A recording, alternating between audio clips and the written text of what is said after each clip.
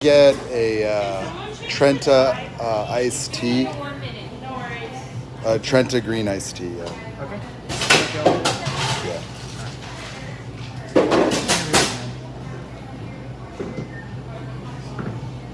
Oh yeah, I have the 180, correct? Yes, I have those on. Okay, it'll be 90 window. Thank you.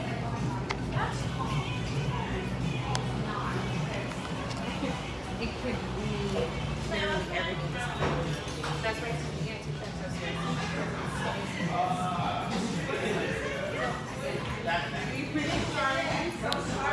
I hope that maybe you first have a copy of that, but maybe something else. My name is Vanessa. So we were talking about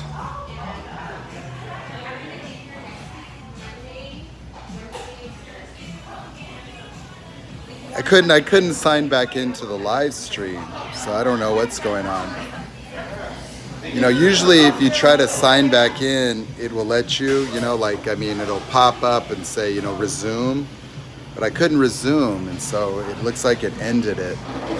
What happened is the battery on the phone got too hot, so my phone turned off, like it shut down, and it was like a temperature problem, and so when I had to reset the phone, couldn't resume the live stream. Do I just do cinnamon and then blend it, or just cinnamon?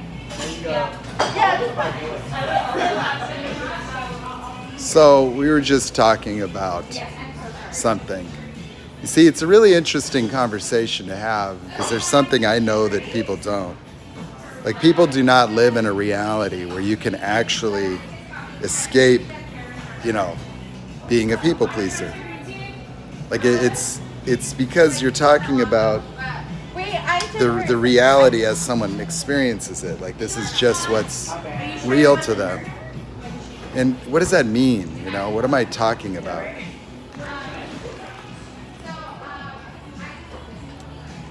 I'm talking about the very framework through which people understand the world. The very, very framework of it, like the way it seems to be to people.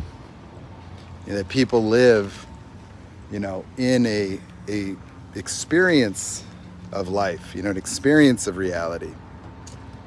For them, it just is what it is. It's clear, it's that people, see what they see, and it is what it is. But it isn't really that way. That the mind is so expansive in its power and capability that it omits most things from you. That we call it a subconscious process, or there's some subconscious, but I would call it supraconscious. In my view, the human experience, as experienced in general terms, is a whittling down of, it is a reduction of, it is, taking the infinity of the decision-making capacity, a mind that has the ability to generate from nothing any kinds of ideas at random. That you wonder why people are creative. Like, how do people become creative? What is creativity?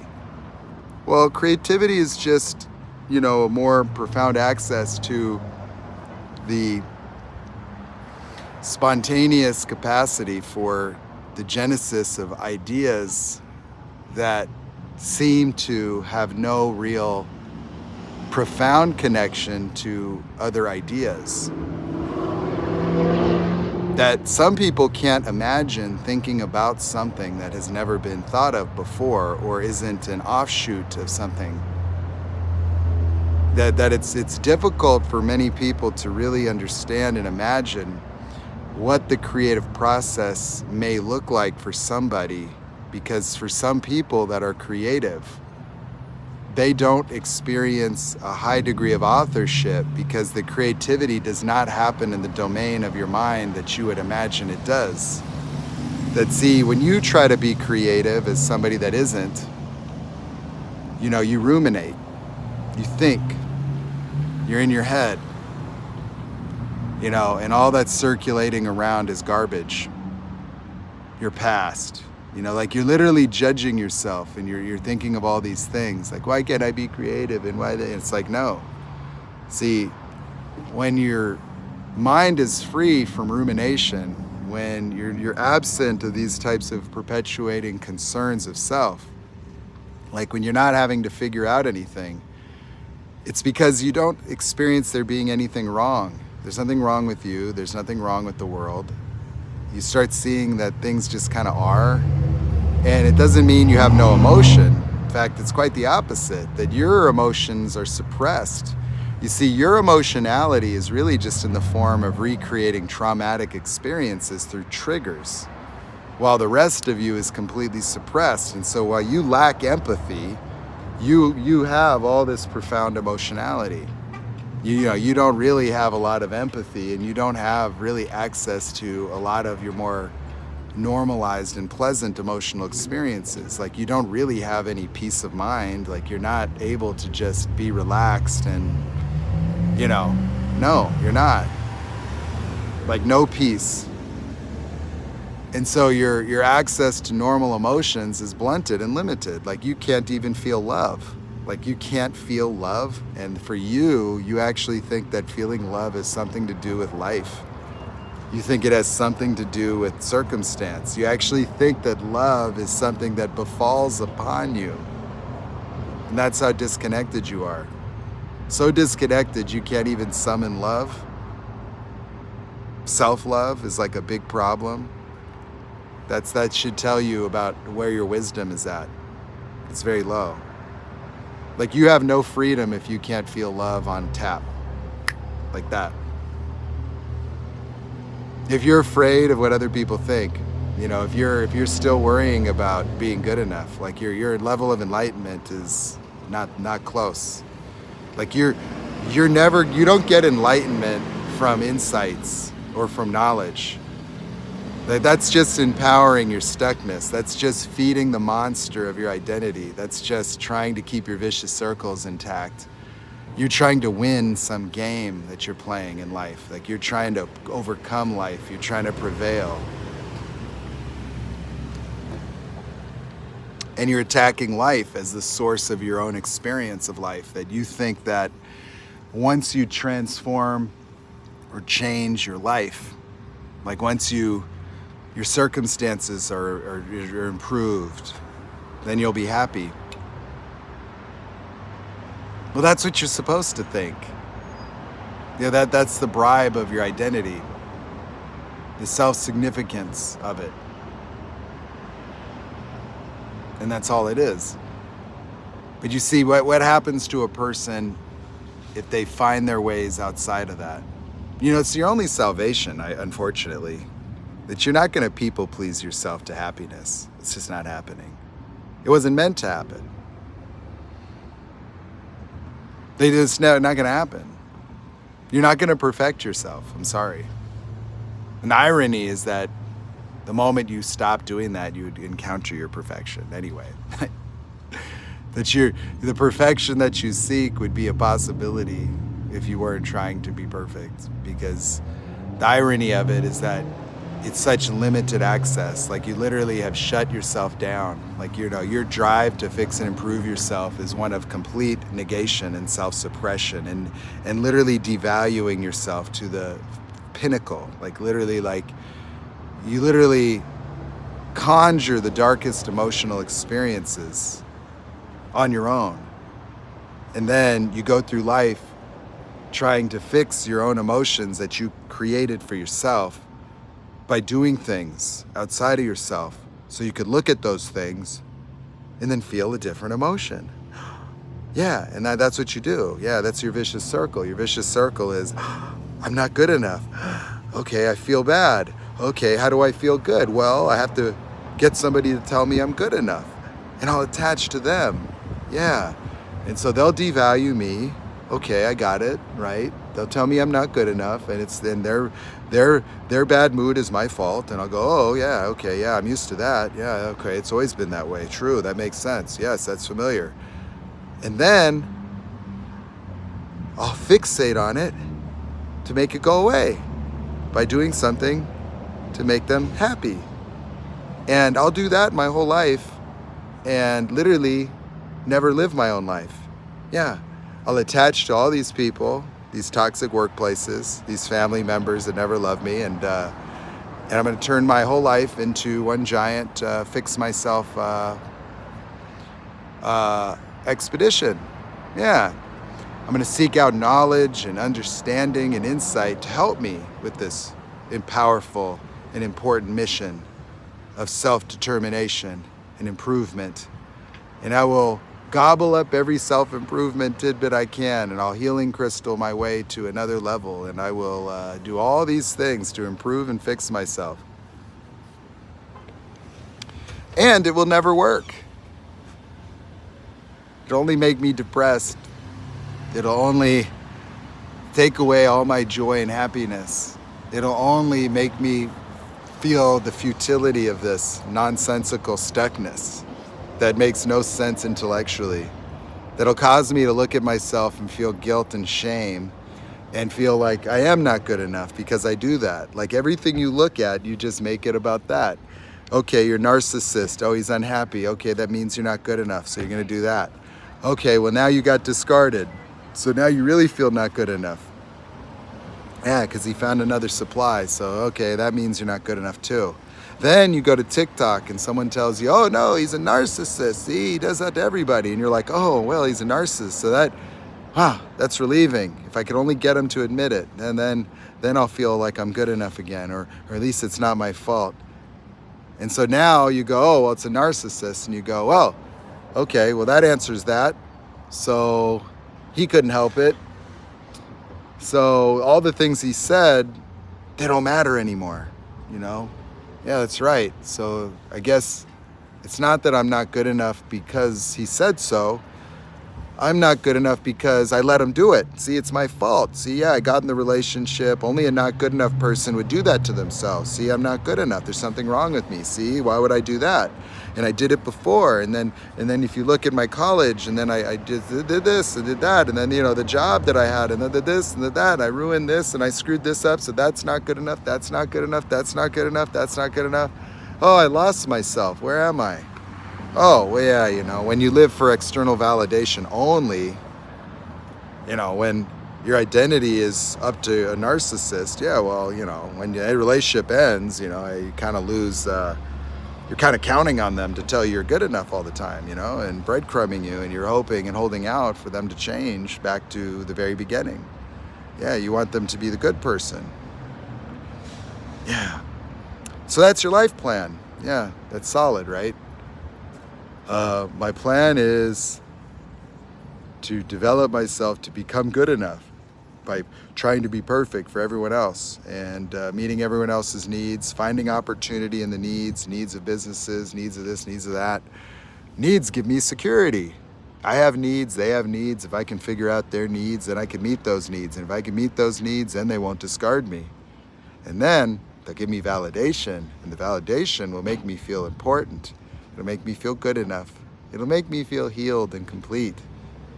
Only problem is it doesn't last very long, because then they start acting like an asshole again, and I got to redo the whole thing. It's like, just when I thought I figured it out to make them happy, then that doesn't make them happy. And then I got to do this to make them happy, and then that doesn't make them happy. And then I do this to make them happy, but that doesn't make them happy. And then nothing is ever good enough. Just like with my dad, nothing was ever good enough. It was never good enough, good enough, good enough. So I got to be perfect. The only way is perfect. And so I'm going to try to be perfect. Because it's the only way, because it's never good enough. So I'm going to be perfect.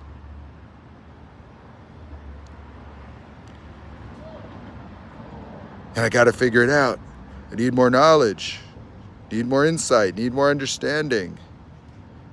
If I could just figure this out, then I could really become good enough. Well, you know, a lot of these things don't require any figuring out. Just is what it is. It's called a narcissist, yeah. You know, what you went through, it was predictable from day one, and always will be. Yeah, so there isn't going to be a special narcissist that you can encounter that will have a different impact on you and your life. So, yeah. But I know, you feel not good enough. It's real. You really feel it. It's terrible. It's a terrible feeling. It's terrible, isn't it? You don't like that. You don't like it, do you? But you see, you think it comes from them. No, it doesn't come from them. It comes from you. Yeah, it's your thing. Yeah, not everybody has that, you know. So if you're somebody that says that you're not good enough to yourself, then the other people, all they have to do is say it too, and then they get control over you. Huh? That's right, yeah. So you go through life and you feel like you're not good enough trying to fix yourself, you're going to run into people. They're going to catch on. And they're going to be like, oh, look at this. I found myself a people-pleasing Teddy Ruxpin edition, you know, like you push a button on them, dude, the not good enough button, boop, and you go, I'll be perfect. Hey, sorry for being not good enough, Mr. Narcissist. Let me be perfect real quick.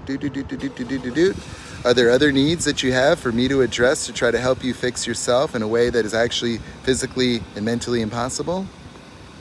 Please disapprove of me and I will respond by trying to be perfect to meet your needs. It's just what I do. It makes me happy. I'm happy to make you happy. Yay, and I see the good in you. Yeah, see, you're not a bad person. I'm just not good enough. And so that's why you act the way you do, because you wouldn't act that way if I was good enough. Right? I'm not sure. I'm confused. You just did something bad. I need to try to understand why my soulmate would do something so mean. It doesn't make sense. But because if I can understand it, then I can fix it.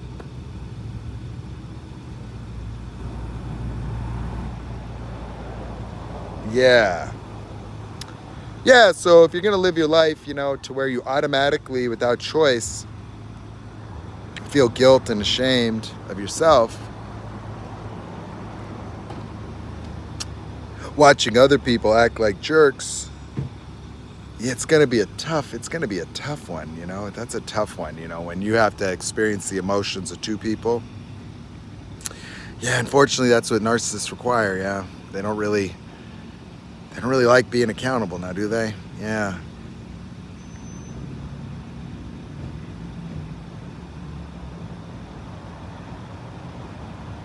Well, you see, feeling alone, what does it have to do with the world?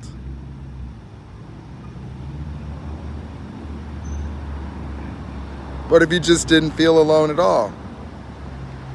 What would that change about your behavior? You see, like, you listen to this. This is what you don't seem to grasp. Is you think your feelings have something to do with the world. You think being good enough has something to do with the world. You think feeling alone is circumstantial or has something to do with the world. No. You always feel alone because you're inauthentic.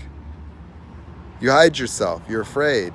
You think that all these bad feelings come from the world, and so you withhold yourself in the world. And so you are hiding in the world. You are hiding yourself from the world to protect yourself from the world, and therefore you feel alone. You feel alone because you're not yourself. Yeah, you can't show emotion, you can't do this, can't do that. Well, you're constrained. You have no freedom.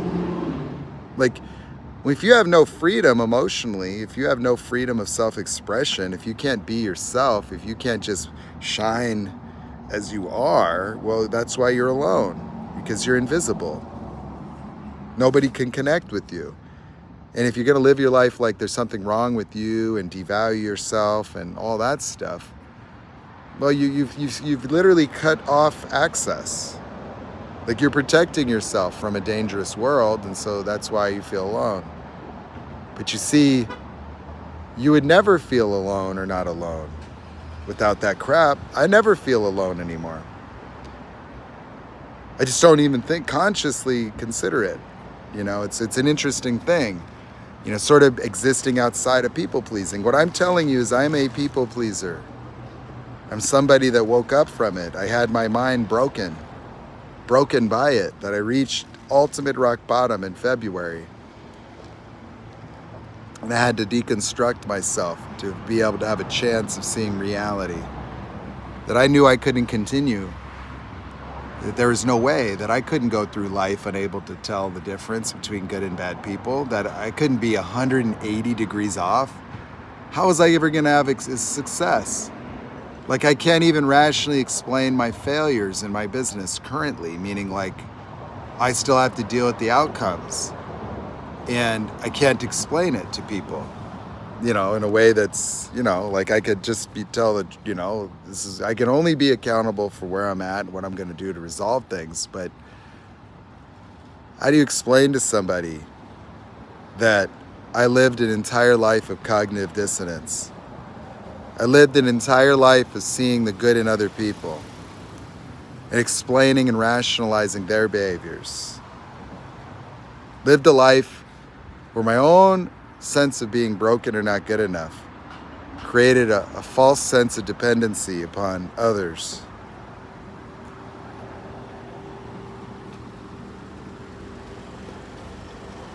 Where I needed somebody to be there for me.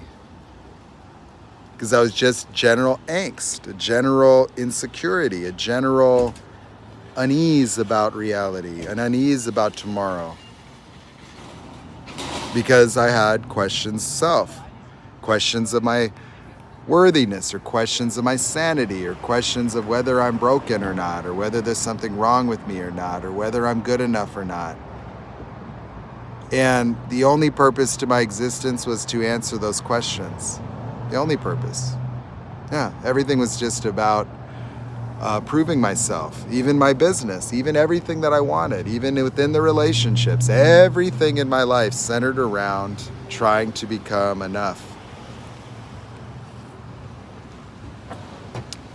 Thinking the sacrifices of today were for the happiness of tomorrow. And that was never coming. It was never going to happen. And that's perfectly okay.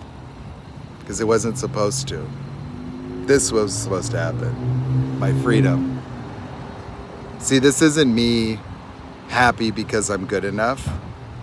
This isn't me triumphant because of a success. This isn't me satisfied because I'm rich. This isn't me basking and glowing because a woman is telling me that I'm enough. This is me doing that all on my own without needing anything. And I can bring that to everything. That I can just bring myself to life. Not just bring myself to life, but bring myself to my life. That's being. To have the fluidity and freedom to be myself. To have my mind unencumbered by fear. To have my mind able to be used in these kind of ways to make a difference for people.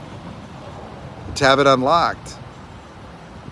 Yeah, rather than sitting here ruminating about business, I can sit with you and share and talk. That ideas develop. That I have spontaneous ideations that are not even fathomable. That I'll be driving and I'll have a flicker in my imagination and it'll turn into a 10-minute video and I could keep going if I wanted. That there's just this spontaneous, effortless creativity that keeps expounding and expanding upon a model of understanding the nature of reality and other human beings, including myself. And this started in February. It's not from reading, it's not from ruminating, it's not from fear, it's not from fixing, it's not from anything, it's from nothing. To just think that I could have this thought, this definition of narcissistic personality disorder, just get that from TikTok, and turn it into an entire and independent working model that's not educated, that's not from reading, You know, that the things that I share are the products and results of a mind that's just, in a way, unlocked. That there is something profound that happens to a human mind when it encounters and eradicates its own prison. That the way you think and the way you ascertain what's true is a paradigm invented by a child to survive its parents. And so your questions are simple. You ask the questions of a 7-year-old. You know, like you're literally ruminating and fixating on things that have no merit or relevance to you, really. That you could keep answering these same questions for the rest of your life and not gain a molecule of wisdom. That there's a big difference between insight and wisdom, you know? The big difference. You know, that the power of your mind is entrapped, like you can't use it. Because all you're doing is looking at the multiple choice proposition that the fear of your past has embedded within you as a prison. And without even the foggiest of ideas of what to do about that, or even if that's true. That, you know, your mind actually absorbs and sees so many things happening, but it only informs you on a need-to-know basis. You know, that your life is being lived through the lens of a child. And so you don't need all these answers. You know, you don't need to really understand a whole lot because you don't want to, because you want to stay small. You know, you're trying to reduce yourself. You're trying to reduce your risk in life. You're trying to be less significant. You're trying to make yourself less important, less noticeable. You're trying to avoid adding responsibilities that would engender fears of failures, that you've sold out entirely to where you're not going to fulfill really any dreams. You're merely looking for, you know, satisfaction or happiness or something. And there's nothing wrong with that. It's just the limitation of it that's a challenge, that it isn't about what you do with your life. It isn't about what you try to accomplish. It isn't about what you succeed at or don't. But wouldn't you like a choice? Wouldn't you like a choice? Wouldn't you like the option? Wouldn't you like to know yourself, really? Wouldn't you like to experience life outside the boundaries of this suffering? This inescapable, perpetual recreation of the same emotions over and over? You know, where the answer isn't trying to become good enough, you know, where it isn't fixing yourself or discovering what's broken, because it doesn't happen.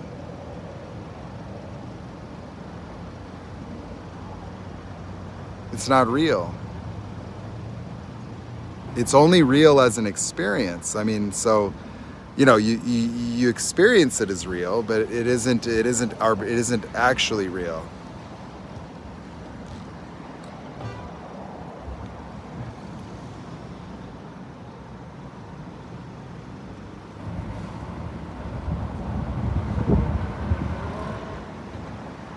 No. I don't create feeling alone. You know, so I don't long. You know I live in an open world of connection, that I can connect with any person, anytime, anywhere on the planet easily.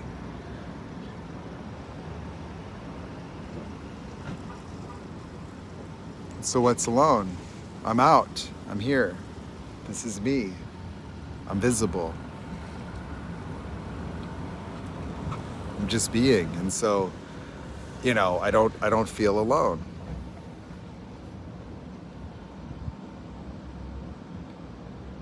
It doesn't require anything. You know, in a certain sense, that it's as if there's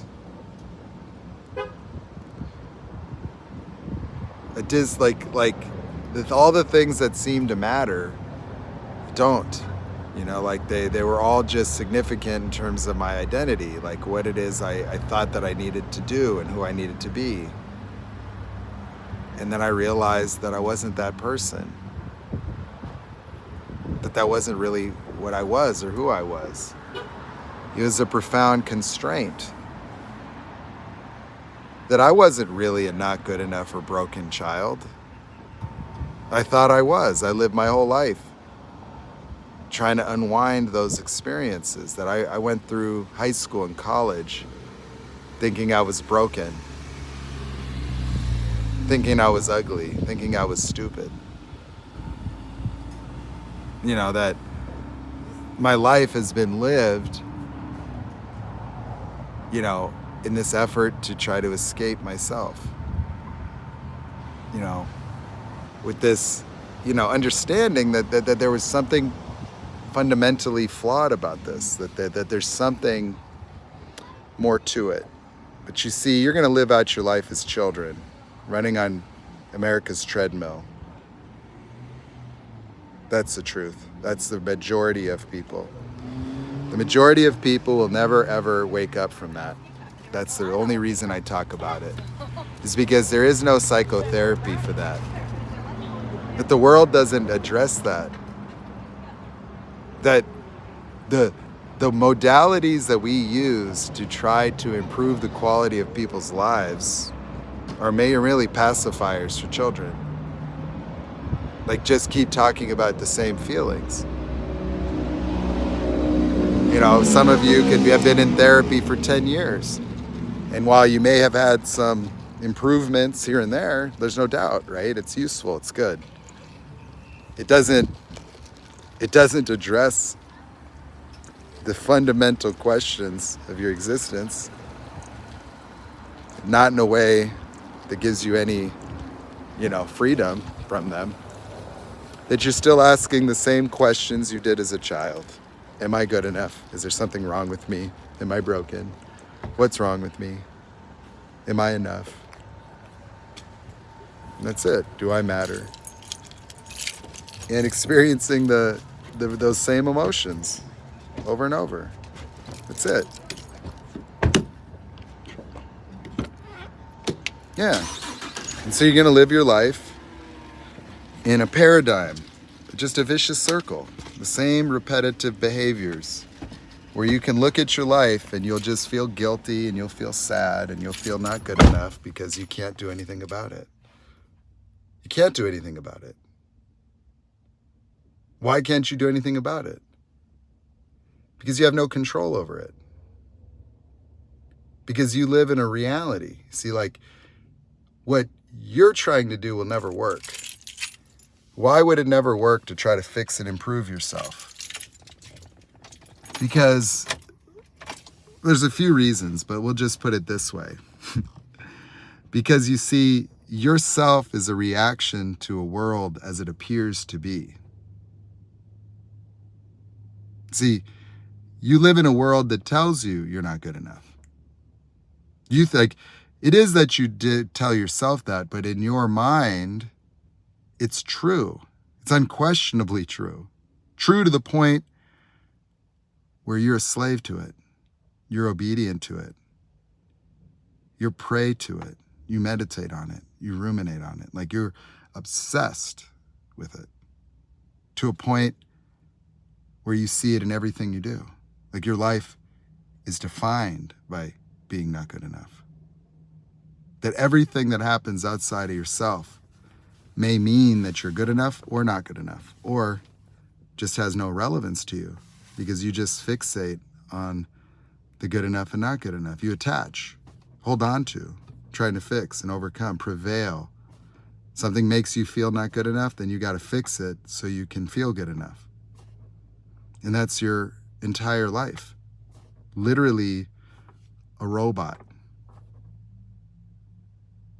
Where you don't have a choice, you know. All you can do is look at your life in hindsight and go, oh, God, I'm not good enough. And you literally feel the same feelings that make you do that just by looking at your life. Like you're scared to even look and admit your stuckness, just how futile your life has been, that it's an inescapable reality that you'll never escape unless you escape. But you see, you can't escape it from within it because it's a seduction, it's a trap. It's a self-reaffirming proposition where when you engage life trying to overcome the feeling of being not good enough, you engage in behaviors, and when you do that, you have honored it as real. You carry it with you into the future. And then you'll get some result that'll tell you you're good enough, which will positively reinforce the behavior. That's right. When you get validated and you feel good enough, it tells you it was worth it to do that. And if you fail, then it will make you feel not good enough, therefore also reaffirming the reality. And so you'll either create it as real through failure, or you will reward yourself for doing it with feeling good enough, therefore keeping it in place as something that you think is real. That you actually define yourself nearly entirely circumstantially and with the thoughts, feelings of others, with your material possessions, with your credit, with your bank accounts, with all that. And it's so normal to you that you would argue for it. That it's normal, like to feel, your value through these things. Well, yeah, it is normal, unfortunately. Yep, welcome to 2023. Yeah, it's normal. It's normal to go through life feeling like a loser, feeling broken, feeling not good enough, and then having everybody tell you what you need to do to fix it, what you need to buy, what you need to learn, what you need to read, what you need to do for someone else. Well, this is what it's like. It's the Lord of the Flies out here. And if you're going to surrender your own identity and your own experience of self and your own definition of your own worth, rather than having your worth just be an intrinsic property of a human life, no, for you, you're ready to jump off a building just from disappointing someone. Just a trauma response life, that's all. That's it.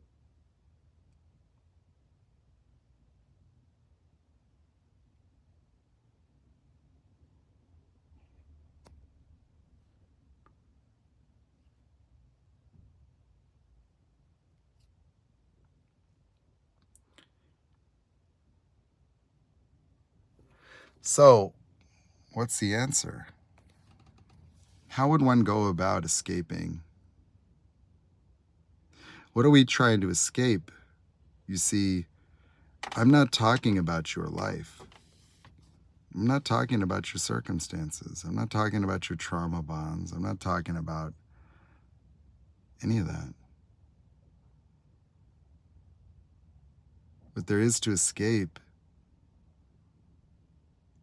is a version of reality that says you're not good enough. A version of reality that says you're broken.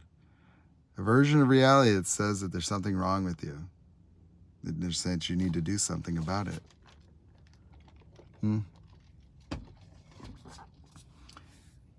That those things are not true.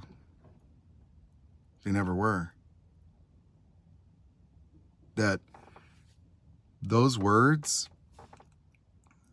are universal for people, meaning that children say those things to themselves is a way to explain their reality to themselves in a moment of trauma that imbues them with control. Because if there's something wrong with me and I can fix it, then this won't happen again.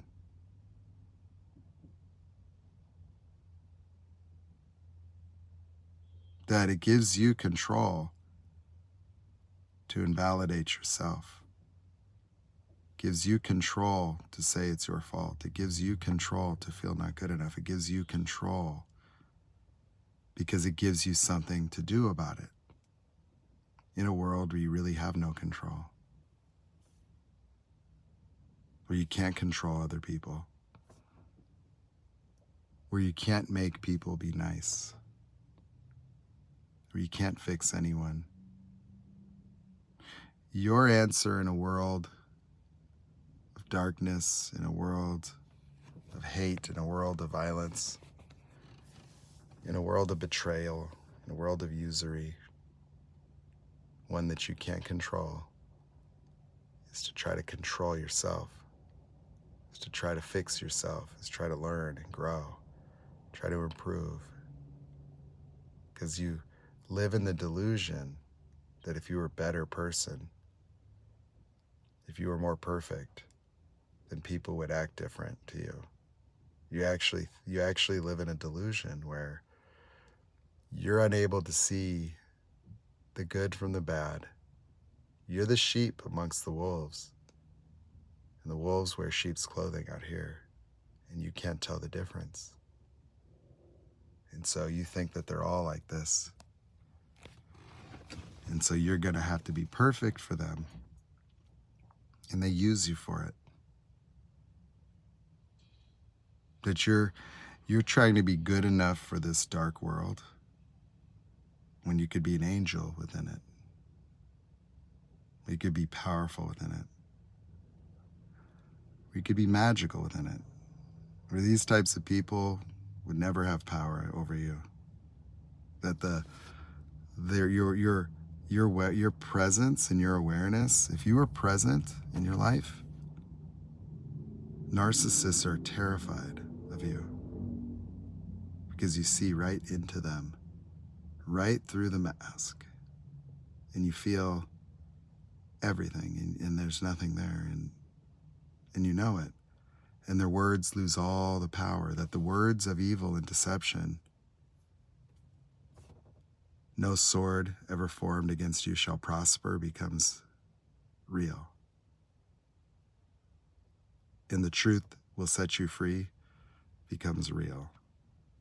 Where a lot of these words of wisdom, wherever they came from, start to define reality. Where you're like, wow, the truth did set me free. The truth set me free in totality. The truth was that I was never broken. I was never not good enough, and there's never anything wrong with me. And those thoughts and the ways in which I acted upon them made them real, imperiled me, doomed me to perpetual failure, betrayals, confusion, inability to see reality, couldn't tell the good from the bad, and didn't even know.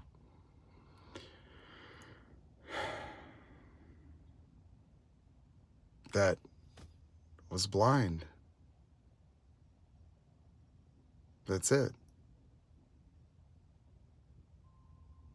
That my life didn't turn out that way because I was broken and not good enough.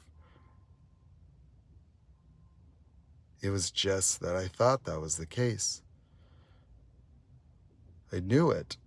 It wasn't just thoughts, it was true. Just like it's true for you. You actually believe it. You see, the thing is you'll say you don't. You'll say, I know I'm good enough. The moment you say, I know I'm good enough, I already know you don't. You wouldn't have to say you're good enough. You see, there's no such thing as good enough. There's no such thing as healed. There's no such thing as deserving or worthy. They don't really exist.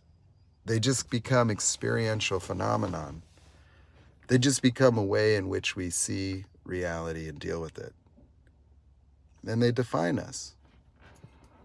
That if your world is defined by this effort to become good enough, you're stuck. Because you'll never get there. You're not getting a people-pleasing participation trophy sent from Jesus from heaven, thanking you for finally becoming good enough. You can now have peace and love for the rest of your life. It's never happening. that whatever you build as a people pleaser will demand more of you. That you've sold people on you being this slave and servant, and you've only expanded it as an expectation, an obligation, a duty.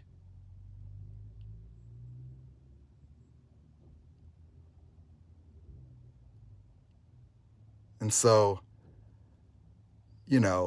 it's an inescapable thing that everything you do to prove yourself gets you to another echelon of proving yourself. And it's never enough.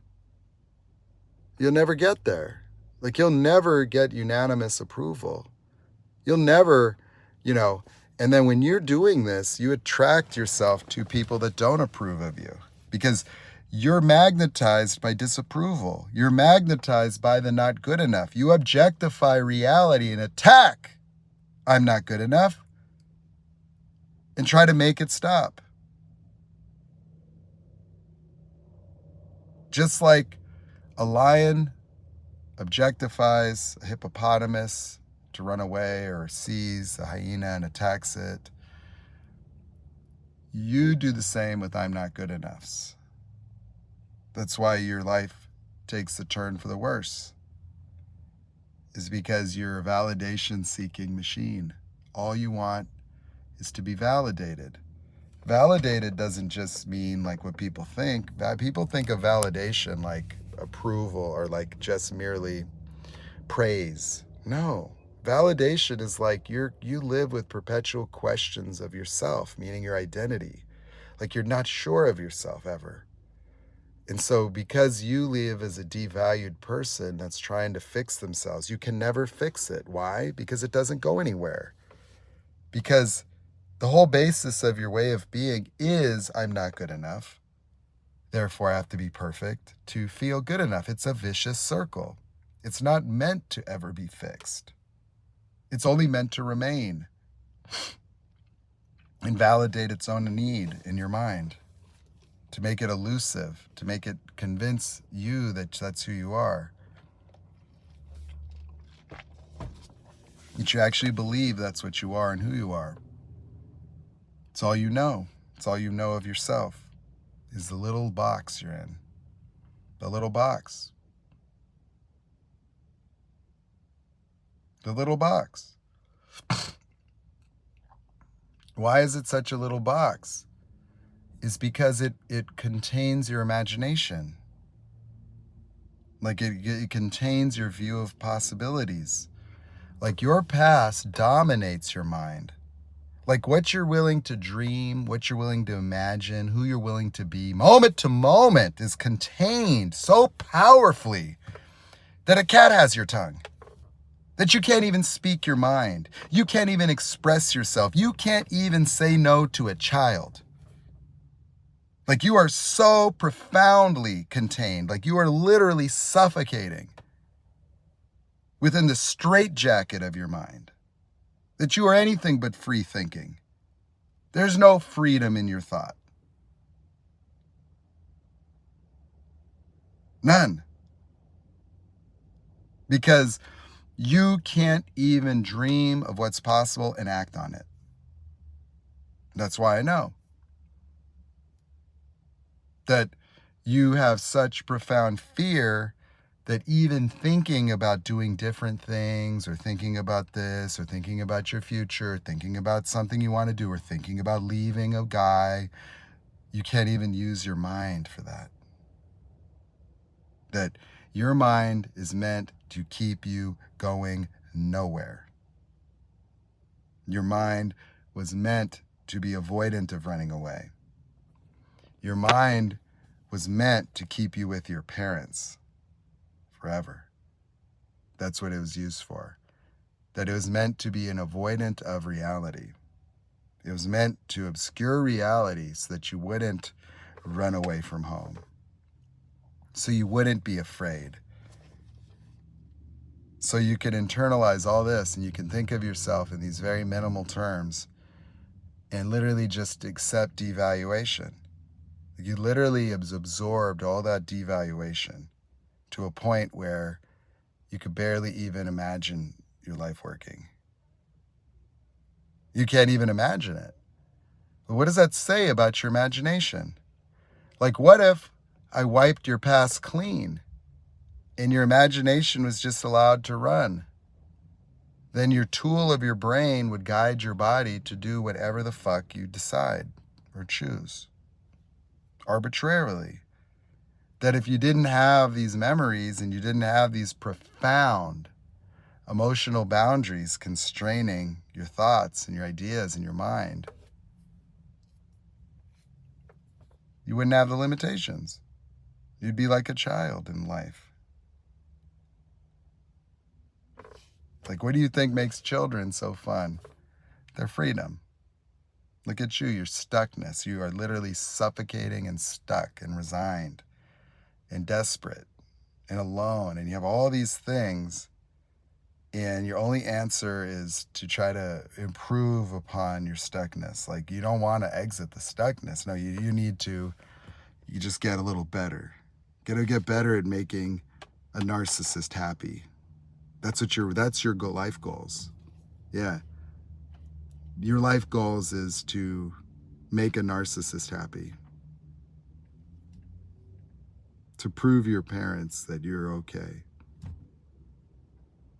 To gain the attention and affection of somebody's and people's, and have people tell you that you're all right after all.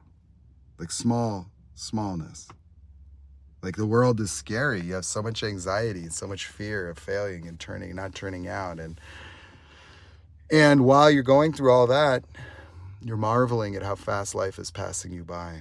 How much time you've wasted doing that already. How you just could sideline yourself in life, fixated on someone else's needs, and get nothing for yourself, and then wasted your whole life doing that. And the truth of the matter is that's what most people are going to do. They're destined to do it. Only because they don't know how to get out. That's all. That you don't achieve anything with that except for achievement. So that, see, the thing is you just think in your imagination that achievements and successes and things are the way out. That you think it's up. You think the way out is up. You know, that if you improve your income and you do this and you do that, and, you know, then you'll be happy.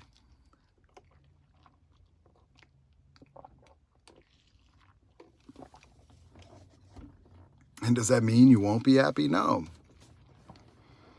No. There's a lot of people that can have some happiness. But there's no power. There's no freedom. It's like they needed something in the future. And the irony is that your life would be easier and your goals would be way more attainable if you weren't doing all that. That you could actually experience joy and freedom first. And then how much easier does that make your goals?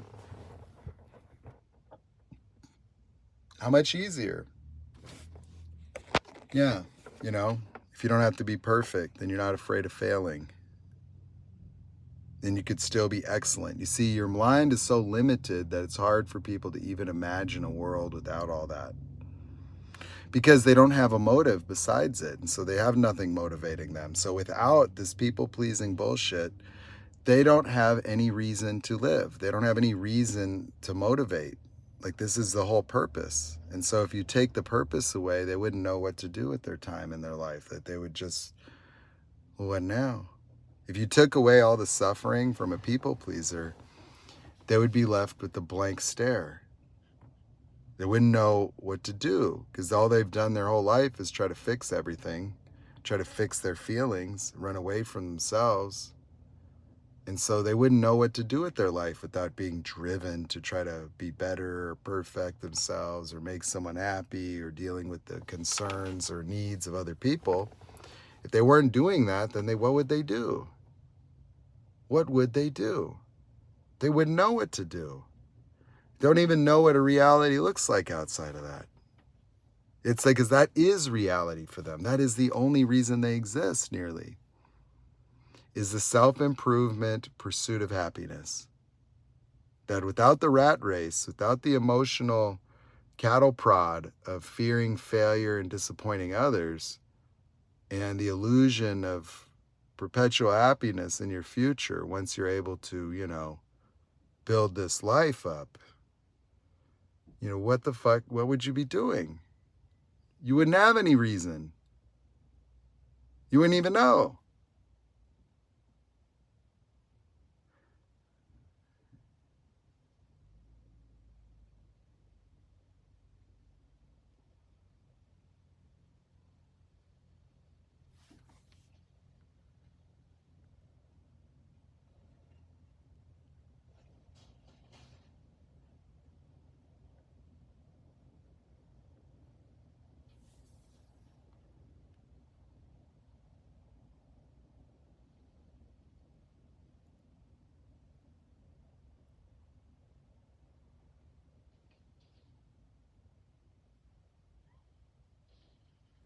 February to now is not long. It's a long road ahead. I am fully recovered.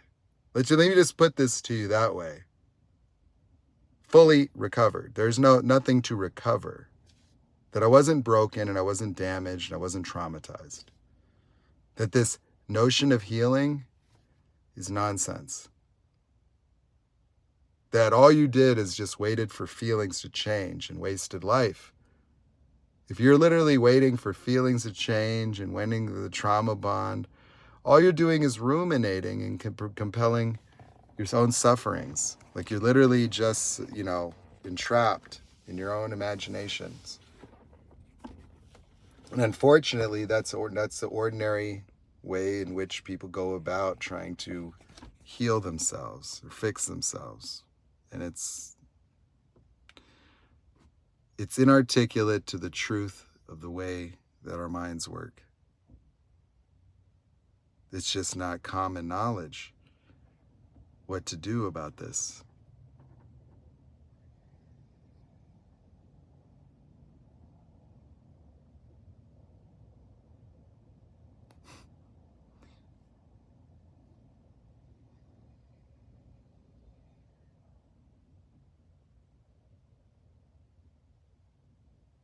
So when you say you're 8 years out of a narc relationship and you're just getting to know yourself, what the hell does that even mean? How could you not know yourself?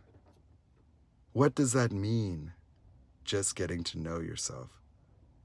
Like, it just tells me that the lens through which you've been reflecting is wrong. That I can get you to know yourself within 1 hour of talking. 1 hour. 1 hour of talking to somebody on the telephone can transform their entire existence.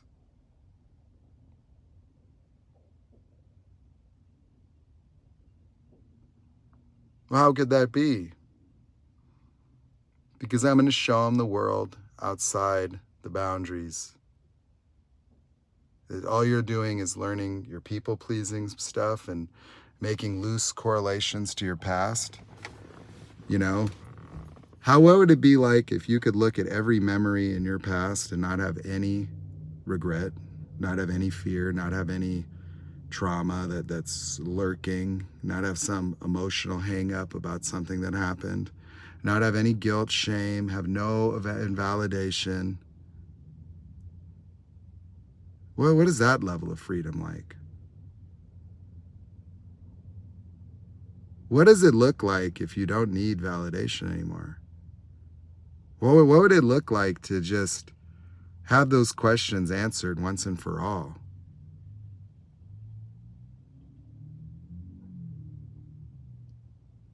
Yeah, you don't know yourself because you're an emotional yo-yo, where one moment you're good enough, the next moment you're not good enough, the next moment you're broken, the next moment you're healed, the next moment you think there's something wrong with you and you need to become happy because you experience sadness.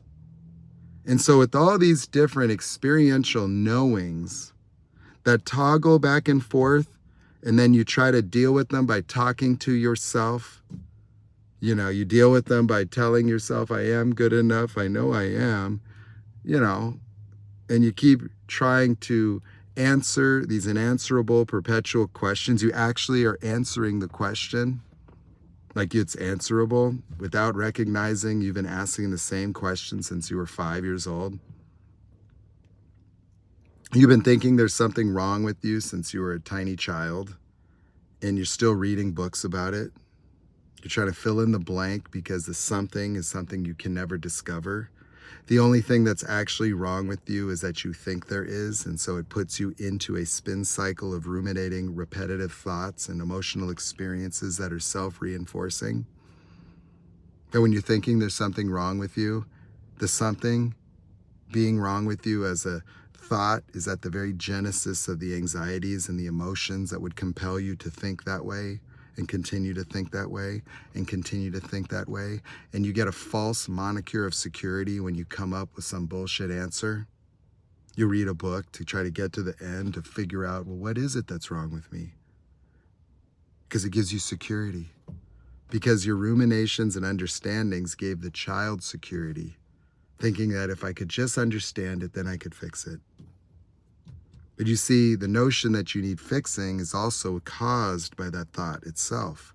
That when I'm not good enough enters the chat, it's experienced as real because there's a bunch of emotions that come along with it, and that is a very real emotional experience that then compels you to go do something about it. And then the action of doing things about these types of thoughts, validate them.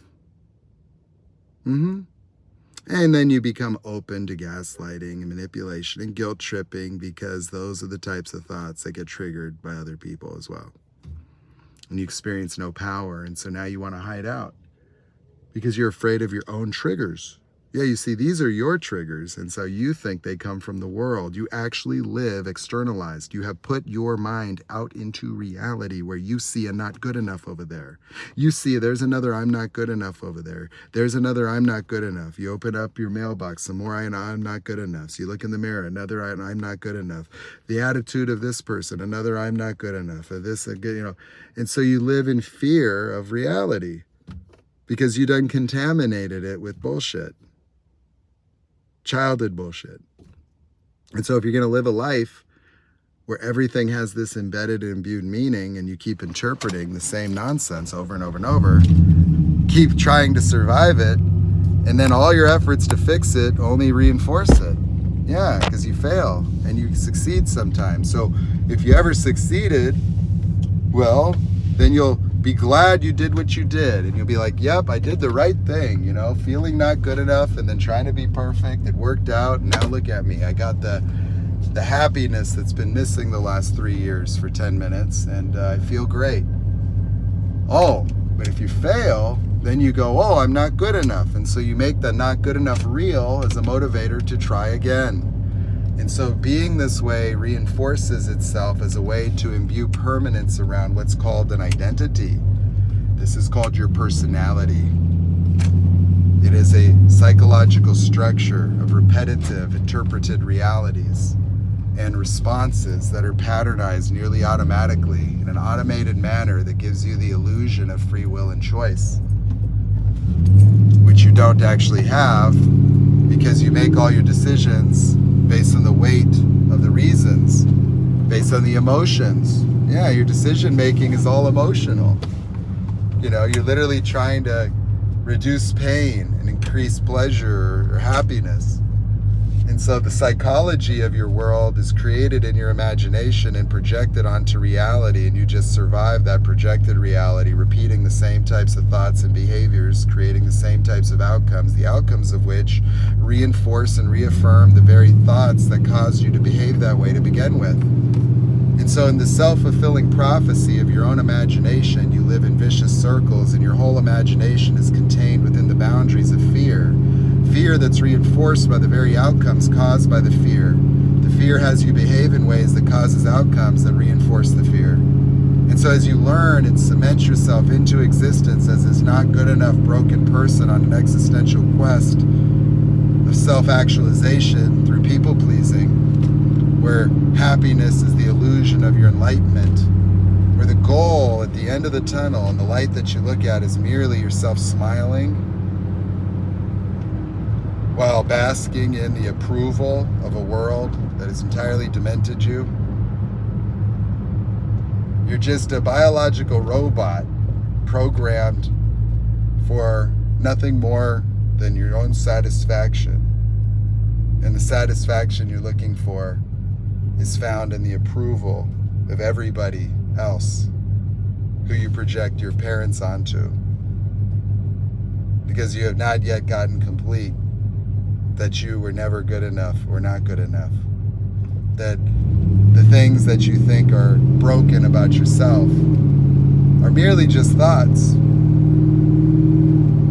conclusions you made that would inform you of who you needed to become in order to survive your childhood. And this way of surviving your childhood is the way you survive your adulthood. And that's it. So you recreate the same feelings and attachments. You literally are an adult that feels abandonment. Abandonment as an adult with a car, cell phone, house, whatever, like abandonment. Abandonment. Gosh, I'm going to open up a people pleaser daycare center for all you abandoned people, a foster system, where I'm going to reach out to new caregivers. Say, hey everybody, this is Nathan with the People Pleasing Association of America. And for just 79 cents a day, your support can help feed and nourish a people pleaser in recovery. That's right. We're looking for homes for people pleasers. We are an adult orphanage that locates the abandoned people out there. The ones that have been discarded by narcissists. And we nurse them back to health by trying to convince them that they are good enough. That it's not their fault, even though they think it is. This effort takes a lot of convincing. And so with your support, we can speed up the healing journey and help these people find homes, places where they can execute their people-pleasing skills, but with a more abundant level of validation that will help suspend them in perpetual bliss, where they could feel respected and valued for their selfless sacrifice and efforts to force people to like them so they could help overcome their childhood traumas and the experience of being negated and invisible by existing in the company of narcissists, an existence that required them to take on tremendous guilt, take on shame, take on blame, in order to preserve the very idealizations of others that enabled them to maintain their attachments to ideas of a future where they could be happy if they could only figure out how to make everyone else happy first. And so since they've been this way their whole life, they continue to make the same mistakes, unable to discern reality, in perpetual dissociation through rumination and reframing reality within their imaginations. People pleasers embody a sense of morality and duty that gives them an artificial measure of control, as if they really want it to be this way, because being this way is good and nice and proper and moral. And saying no is being mean. And all they can do is either be mean or be nice, while looking through the eyes of a 7-year-old child, just trying to be good enough for their mommy and their daddy, going through life like lost orphans, looking for a home.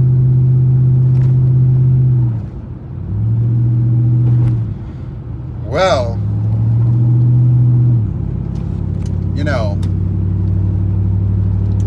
it's problematic.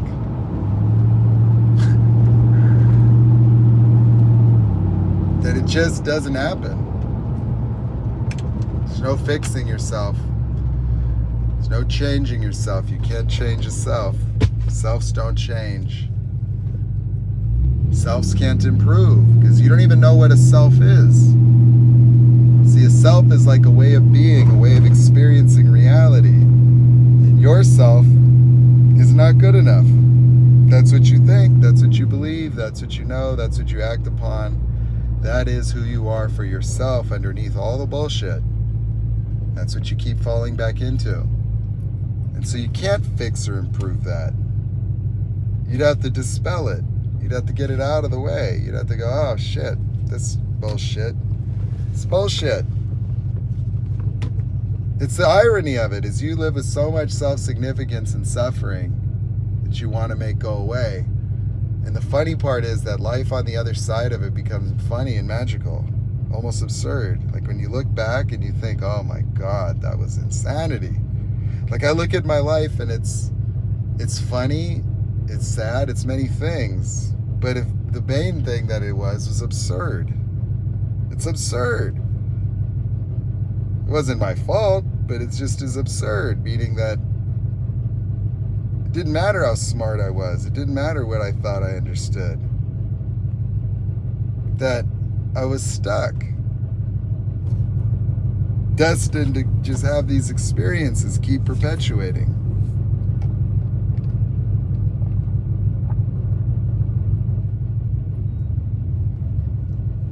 And that was it. There was no answers. That it just keeps going. There's no answer for it. That you're not going to, reach, some breakthrough by being a people pleaser. It just doesn't happen. Because your reality is so skewed that you're starting with such a disadvantage. Like to live your life feeling broken and thinking you're not good enough as the primary motivator for all your goals and aspirations is literally sabotage. It's literally derailment. It's literally unhinged. It's completely disconnected from reality. That is not true. You're not broken. There's nothing wrong with you. You aren't not good enough. None of those things are accurate. None of those things are true. Even if you feel them, even if your whole life tells you it's true, even if your father and your mother and your pastor and your uncle and your teachers and every boyfriend and every girlfriend and every best friend all unanimously would get together and to tell me exactly everything that's wrong with you and be convinced and convicted that this is the truth, that your life is you're just somebody telling victim stories, that you're just a broken, not good enough person, and that, this is it, and you deserve all these bad things to happen because of your failings. Yeah, unfortunately, ever since you were a tiny infant, your parents realized that you just weren't good enough. They couldn't put you back in. You grew too big, and it doesn't work that way, apparently. Biologically speaking, they couldn't reverse the process, and so they had to tolerate you. Yeah, and it made them very upset at times, always having to deal with you being this not good enough person that just failed to meet all their needs at all the times. And so, yeah.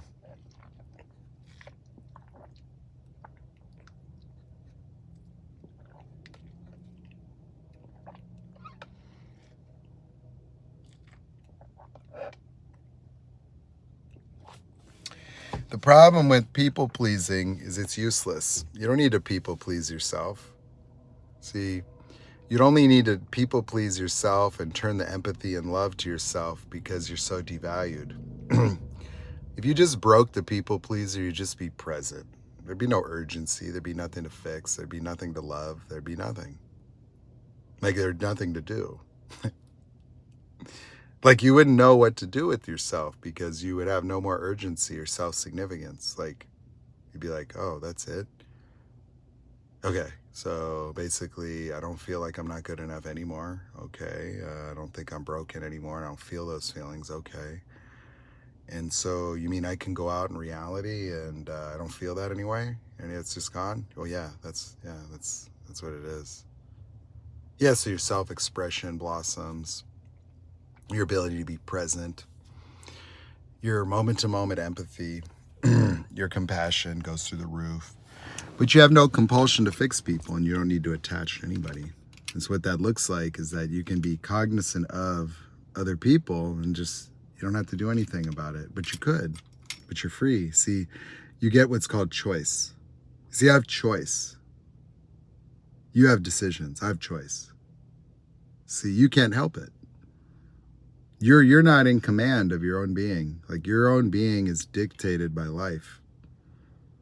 And your decision making, as much as you think that you have freedom, you don't. Because even the formation of thoughts and interpretations of moment-to-moment circumstances of your life, you don't have authorship of that process. Like, you're just looking out of your eyes thinking that this is what it is, and then your emotions are what create the guardrails of your choices.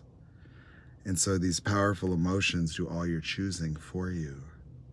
That you just keep going in the path of least emotional resistance, therefore patternizing your behaviors in a way that's most predictable, repetitive, inescapable. And no, you don't turn that on yourself to fix yourself. You see, you'd only do that because you still are broken. You see, like, if you were free, you wouldn't need to do that. There wouldn't be anything to love. Like, you would just feel the release of it. See, what happens is the disappearance of the paradigm of people-pleasing would free your emotions. It would free everything that you withhold from yourself. That you live like as if it's life that doesn't love you. No, it's you. But it's not that you don't love yourself. It's that you cannot experience loving yourself or love in general because you're experiencing yourself as not good enough instead. So as a not good enough person trying to fix themselves, that experiential phenomenon of not good enough prevents all those feelings. They're just not available. And they only become available when your mind and you see yourself as good enough outside of yourself. Yeah, validation. Oh, well, that's why you need a narcissist, is because they will inauthentically validate you to a point where it will overcome those feelings within yourself. And then you will feel love and all these different things that would be most ordinary.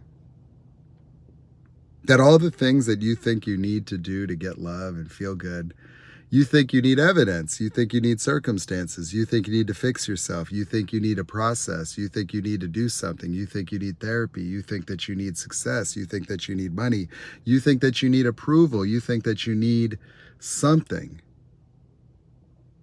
You see, if you think that you need anything at all to feel any way at all, that is the illusion. That you don't need anything. Nothing. Then what can you do?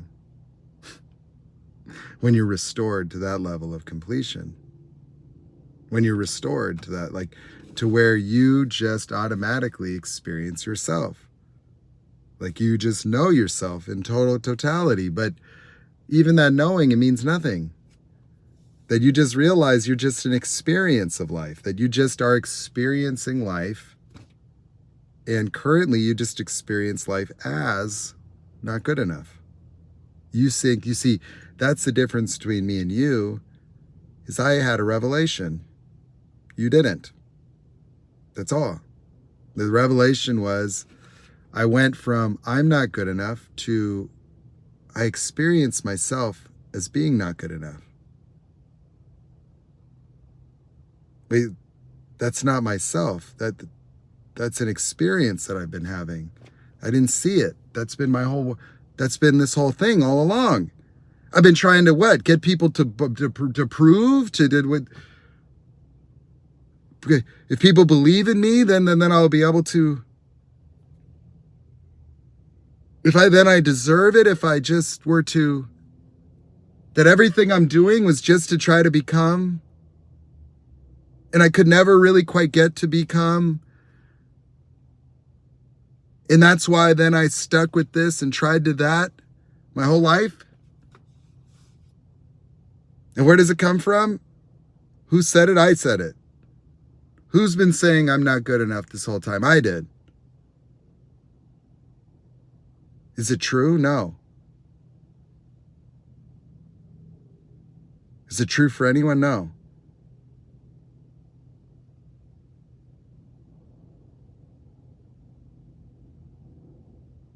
If I'm not good enough and I don't need to become good enough, then who am I? What am I? I didn't have an answer. All I had was a space. All I had was emptiness. All I had was peace. All I had was nowhere to go. All I had was myself. But I had to think, like, well, what am I going to do now? What will I do? How am I going to live? What's my life about? Like, this has been all it's been about. Well, what am I, like, what about my business? What about all these things that I needed? I needed so badly. I needed to prove. I needed to get it done. I needed to get to the top. I needed to get this done. Like, what am I going to do now? I was like, well, I don't know. How about just make a difference for other people? I was like, oh, well, that sounds easy. Well, yeah. And that's it. There was nothing else. That was it. That's all I was doing in my life. It was a broken record. Ruminating on my problems and challenges. Fixated on fixing myself. Fixated on overcoming, improving. Analyzing and understanding and understanding. And then just being mirrored and used and discarded over and over and over and over and over my entire life. Endlessly. Ups and downs. Anxieties and passionately pursuing this stuff. And I can't do it anymore. I lost all the drive. Because it didn't matter. And it wasn't who I was, and it wasn't going to give me any fulfillment. It would have just, another thing, I did, or, if I would have succeeded, okay. If I failed, crushing. And that's all it was. And then being that way caused usury, betrayals. I had to, try to manage all these people, and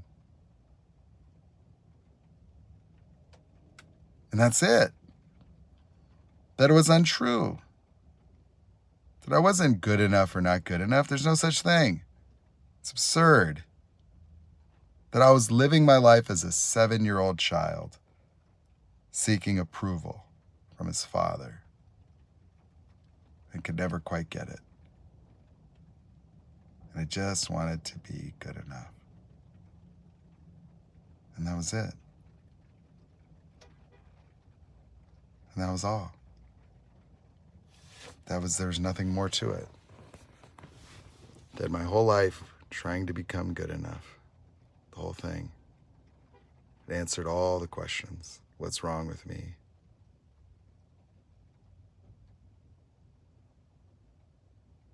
There wasn't nothing wrong.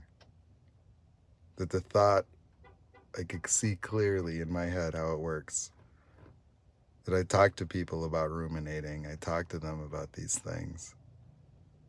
Because they think that they have to be this way. They think that they need to problem solve and figure themselves out and fix themselves and fix life. No. There's nothing to fix. There's nothing to change. Especially not with a person. That you won't be able to understand this. You wouldn't be able to compute it. It breaks your system down. That you couldn't have it turn off. That you're just listening to yourself ramble in your own head, thinking it's you. Analyzing this, dismissing it, judging it, agreeing or disagreeing. Nonetheless, that's not what I'm discussing. That this isn't the answer. This conversation doesn't fix you. There is no fixing. That's the problem. is that you're so desperate to fix yourself, change yourself, overcome yourself, that you can't even comprehend a world where that's unnecessary.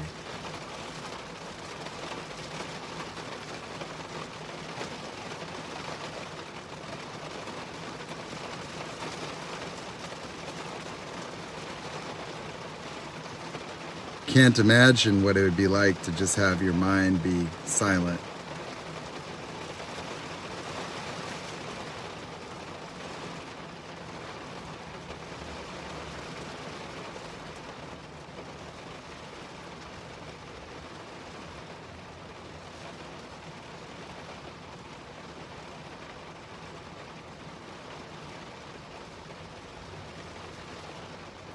What would it be like to just never ever think about becoming or being good enough ever again? What would it be like if you never worried about being not good enough ever again? Never even crossed your mind.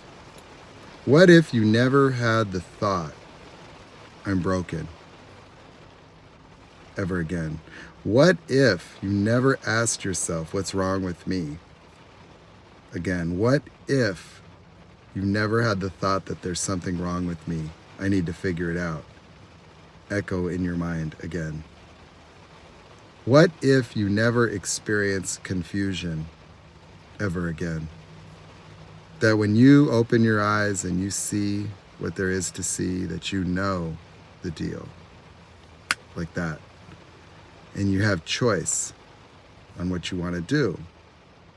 Not because your fear of abandonment, not because your attachment to an emotion that you get from a narcissist in this world of darkness, not because you feel not good enough and are compelled to prove yourself to someone yet again and wasting your fucking life away for no reason, for people that don't give a shit anyway, that just like seeing you do it because it's funny and it just gives them power and control over a child.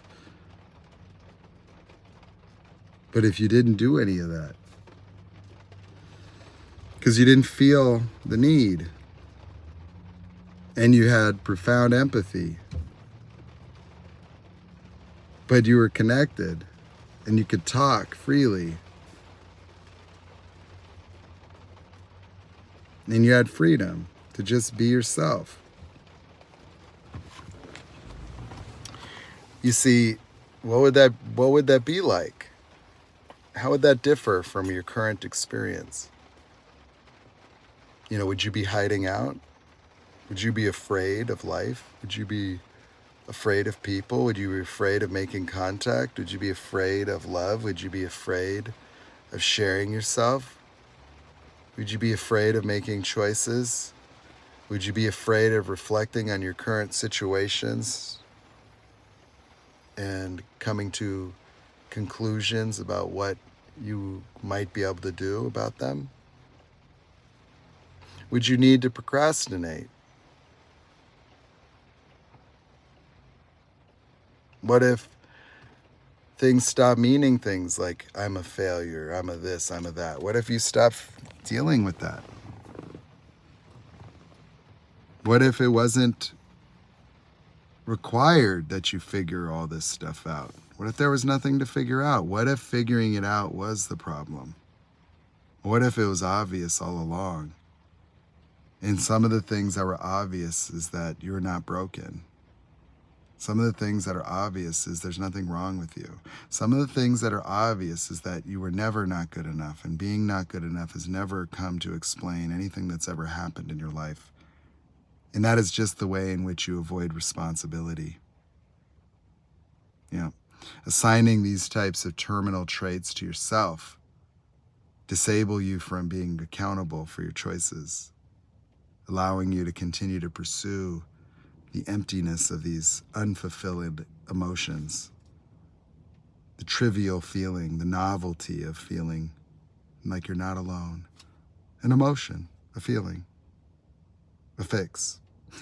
You literally will sell your whole life out, not for fulfillment, not for any purpose, not for giving yourself to something, not to make some profound difference on humanity, but to feel like you're good enough for someone else, their opinion. You will convert your whole life into converting other people's opinions about you from bad to good, and allow this world to dictate to you your worth, your value, and how you feel about yourself. And then believe it. So, that's all it's going to be. And that's the line of demarcation. Are you going to be somebody that lets that go and finds your freedom? Or are you going to continue to worship the darkness? Are you going to continue to worship and pray that way? What do you think you're doing when you're ruminating on what's wrong with you? What do you think you're creating with your imagination? What do you think you're using the tool of your mind to do? You're using the tool of your mind to engineer your destruction. You're using the tool of your mind to imperil you in patterns that continue to reaffirm your brokenness and your insufficiencies. That as you act upon these dark feelings and thoughts, your decision-making aligns with conclusions that leave you feeling the same way anyway. That your attachments obscure reality, that you want to believe the truth. And so when you live in a reality where you will not accept reality and you don't want to believe the truth, and you think that you're going to be happy if you go down this path and that you perfect yourself for somebody else's feelings, and then you wonder why you feel not good enough at the end and broken when it results in inevitable failure. Yeah. If you're going to live ignoring the obviousness of reality in pursuit of feelings where your success is what's required for you to feel happy, yet you ignore reality and make decisions based on non-reality, trusting the words of liars and betrayers, and then wondering why it didn't work. Well, yeah, that's why. Because that's what you're doing.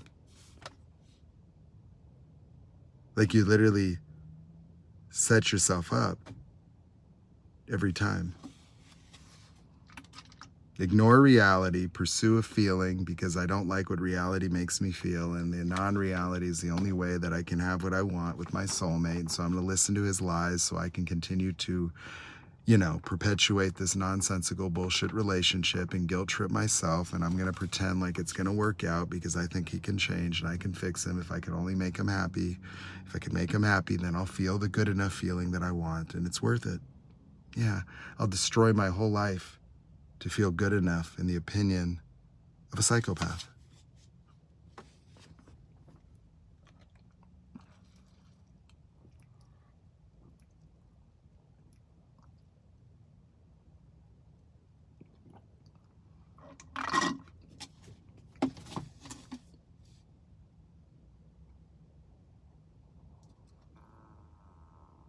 And that's it. That you're in non-reality. If your world tells you you're not good enough, you're in hell. You're in the narc's world. Welcome. Yeah. If you open your eyes and see your brokenness and see that you're not good enough and you're embarrassed and ashamed, and you look at your past and it's all pain and it's all bad, well, that's what I'm talking about. See, I'm not talking about changing anything about your life. I'm talking about getting rid of the bullshit in your imagination that you project onto life. That if that's what you see outside of yourself, that's why your life is going the way it's going. Because you're reacting to that.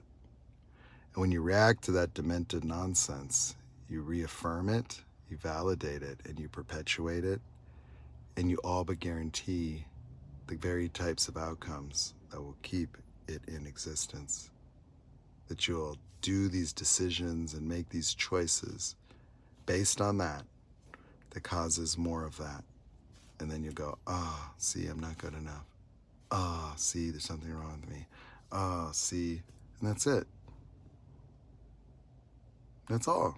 I mean, you know, it's just like real simple stimulus response machines here, you know, like you're, you know, just someone that thinks these types of things and then does what you do because you think they're true, and because you think they're true and you do what you do, you perpetuate outcomes where you significantly tether yourself to the outcome because the outcome is defining of your reality. See, you're attached to all these outcomes in life because they mean so much about you. If this goes well, then I'm good enough. If this goes not well, then I'm not good enough. As a human being, my entire existence is splitting on myself. Yeah, I'm either good enough on cloud 9 or I'm just not good enough and hiding out from life. And it all comes down to this one moment.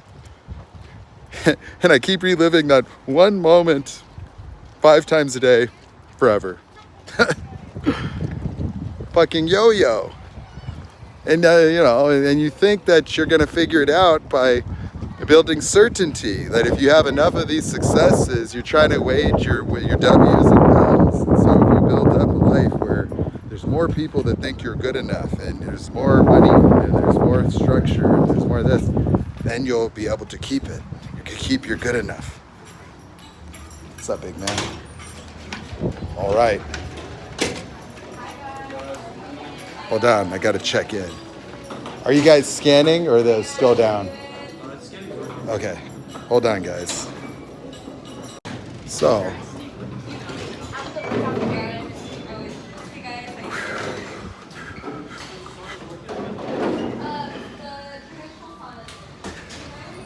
that seems real heavy, I know, but you know, the good news is that you can escape that, and I could show you how as well.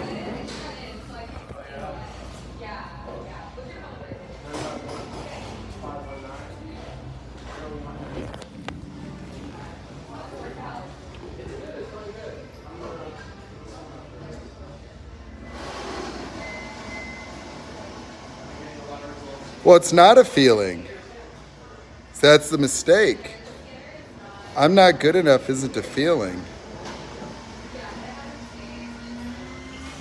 See, that's the problem, is you dress it like a feeling without understanding its integral structure in your identity. You see, it has emotions attached to it because it's not a feeling, it's what you observe. It becomes an objectification of outcomes. So you keep dealing with the feelings because they keep popping up. And you can't do anything about it because you haven't distinguished it from yourself and you haven't parceled it out of your reality. You can remove it from your reality. And when you do that, your reality transforms around you. That you don't change, reality changes. That if you live in a world that no longer tells you that to yourself, or in whatever they tell you, or it doesn't mean anything anymore, then you become attentive to the needs of others. You could be present, untriggered, undaunting, powerful. Powerful. You have no power when you're just that sensitive. Like, you want to make a difference in your life, but you can't. Because you're like a child in life. Weak, frail, small, because you're easy to trigger. Like you argue and fight. You're so emotionally unstable because you can't even handle interacting with people without it being risky to you because it's involuntary. See, if you didn't remove this from yourself and your being, you're going to be dominated your whole life by smallness and instability, weakness. Mainly because you don't have a choice, that you could be guilt tripped, that you could internalize the feelings of others, and you can't have effective communication because You can't avoid personalizing life. You can't avoid taking things to heart. You can't avoid making everything about yourself. That you listen for the risk of life. That your ears are trained to find the I'm not good enough. You literally listen for the hidden messages. You literally listen for it. That you listen to yourself talking to yourself, interpreting everything. Your whole world is about interpreting life, about what's this mean, what's that mean? I know what you meant by this. You're saying I'm not good enough, aren't you? See, you do that to yourself. You can't take criticism or feedback. You can't communicate. You literally are hypersensitive, hypervigilant, hyper-defensive, hyper-reactant, hyper-analytical. All of these ways of existing that are completely ineffective and powerless and weak and reactionary and small, that imbue you with powerlessness, helplessness, and, like this profound sense, of a lack of power in life. That how you feel is not even up to you. You try to suppress yourself. You have to act in opposition to these powerful emotions that you don't have control over. But you see, it's not about controlling these emotions anymore. It's about disappearing them. That the world of enlightenment would just make them go away. That you would live your life and not have it anymore. It's quite okay. How are you today? Doing all right. I'm on a little TikTok hiatus, so I have to live stream on YouTube. It's less interactive though, Are you on it right now? On my YouTube, Hello, yeah. how you doing? Hi, welcome. Yeah, I figured I would, but 949? you guys want to come in? Of course, no problem. You have a great day. I like your bag, by the way. Oh, thank you. Oh, love a me bag. And I'll give you a card. Guys, see you later. Okay, it should pop up right there. Bye, ladies. See, I can't wait for some little testimonials.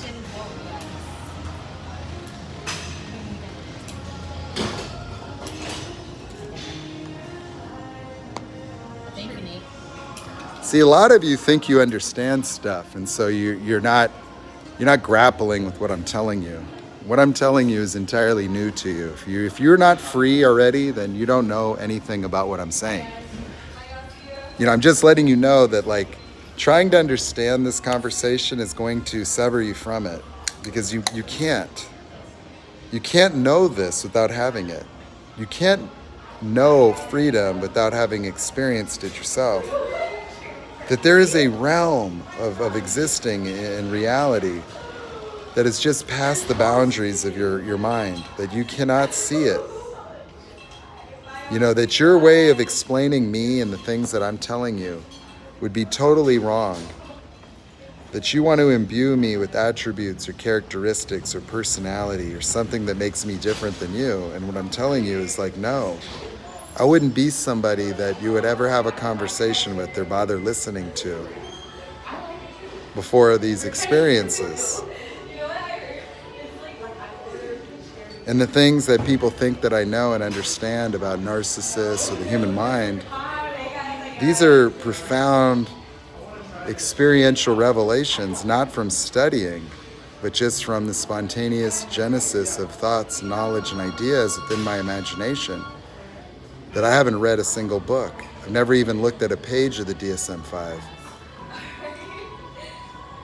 Because my mind, the creativity and the flexibility is so unbelievably different than what it used to be. Because you have to think about what kind of things go on in the mind. What kind of constraints exist? That your personality is the way that you think and see. But it's a whole structure. It's a structure you could exist outside the boundaries of.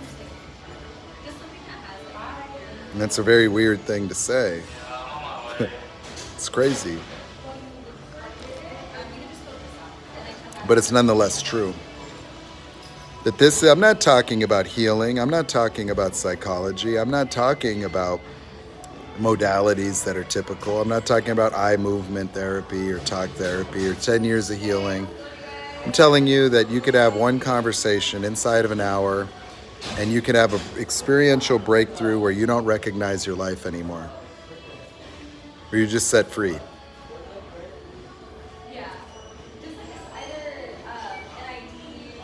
That's just a fact. I've had those conversations with people, and I've had people have them with me. That there are people walking around here that are in different stages of enlightenment. That does not come from rumination, it does not come from knowledge, it does not come from even understanding yourself in the typical context through which you would try to understand oneself. It doesn't happen that way.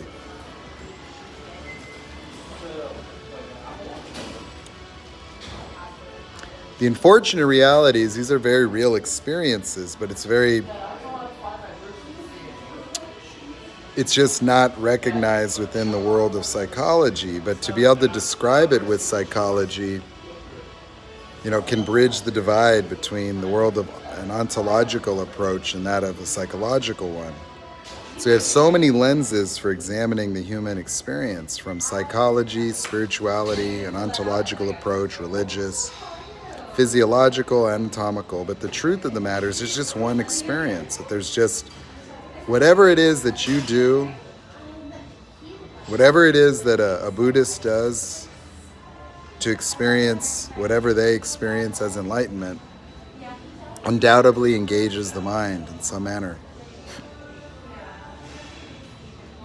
That the way that I see enlightenment is this simple, is that you have all these practices and teachings, and they can produce this experience. Now, that's undeniable. The question is the practicality, right?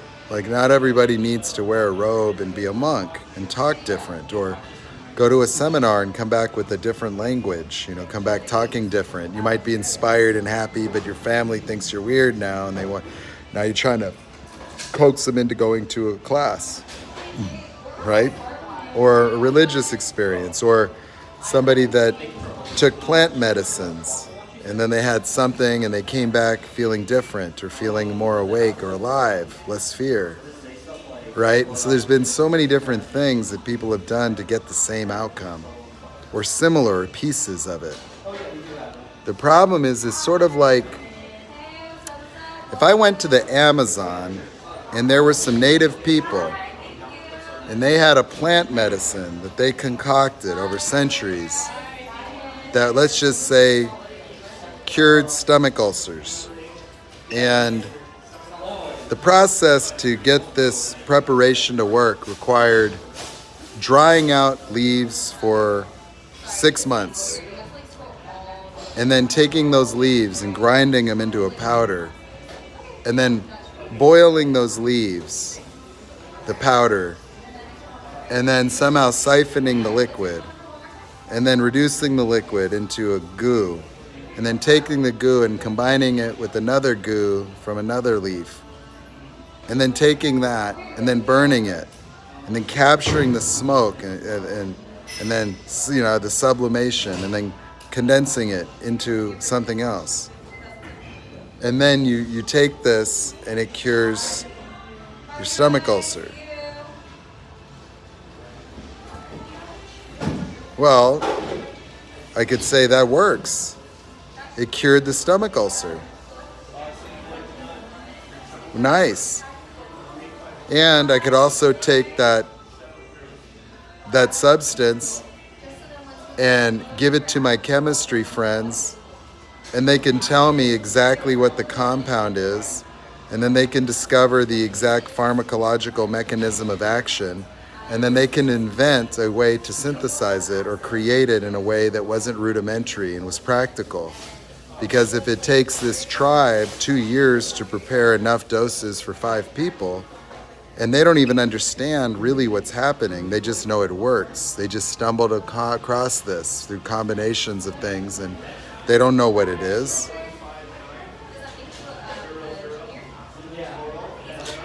That's enlightenment as well.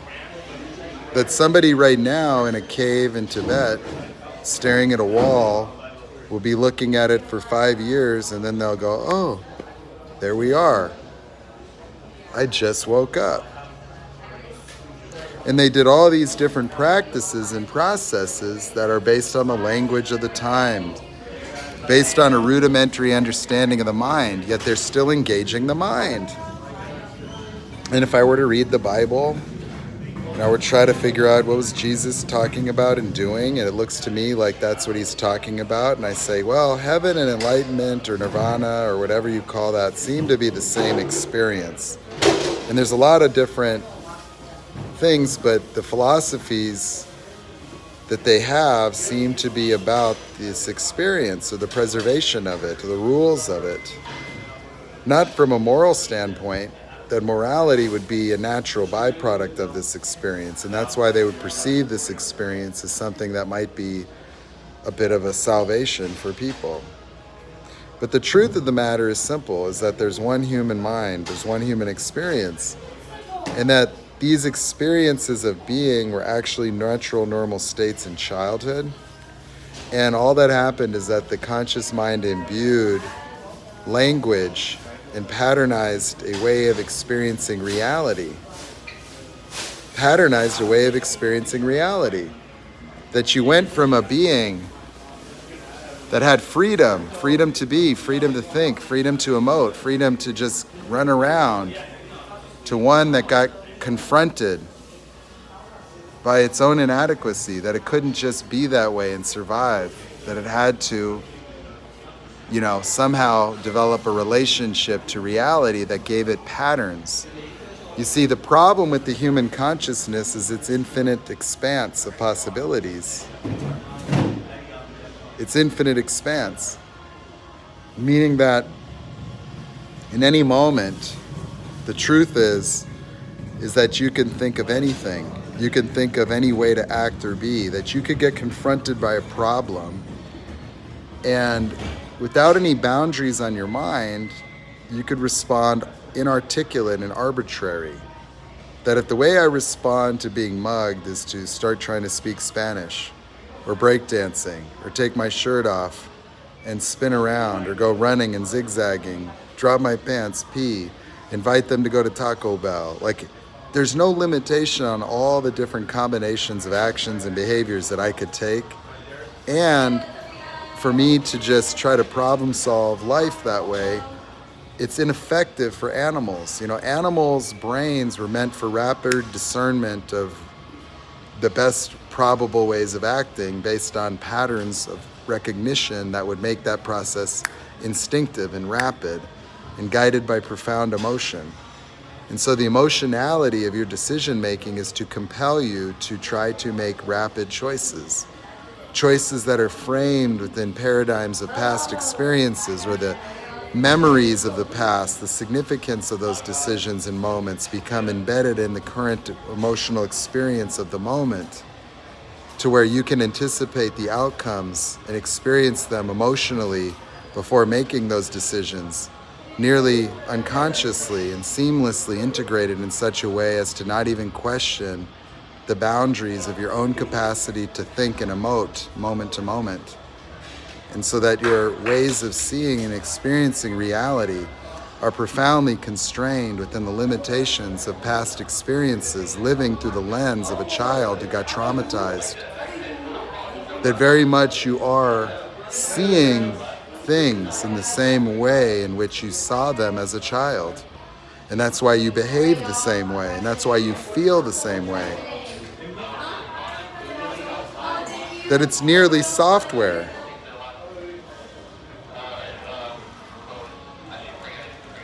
And it was brought into being in language.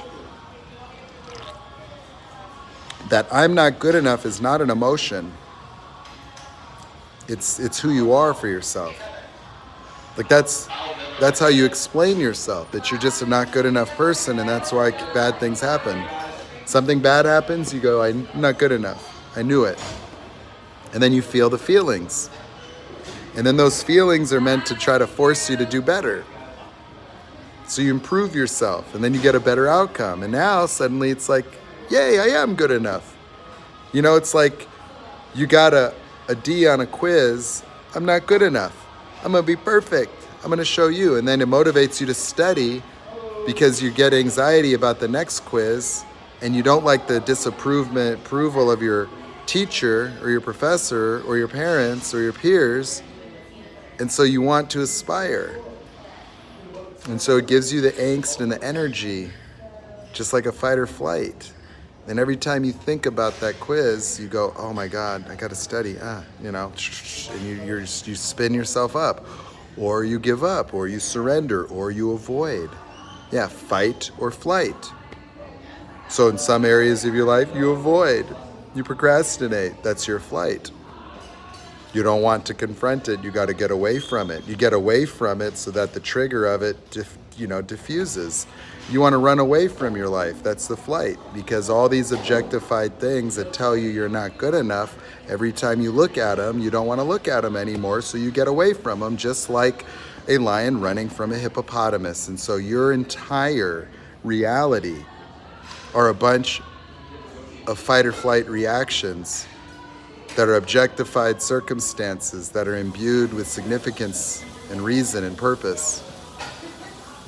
That everything means something about you, and you attach to those things or avoid those things. Oh yeah, you avoid some not good enoughs and some not good enoughs, so you attack them, and when you attack them, you either win and then you feel good enough, or you lose and you feel not good enough. And that becomes the basis of your experience of reality. An interpreted world of self-significance where you are only merely aspiring to improve yourself perpetually over and over and over.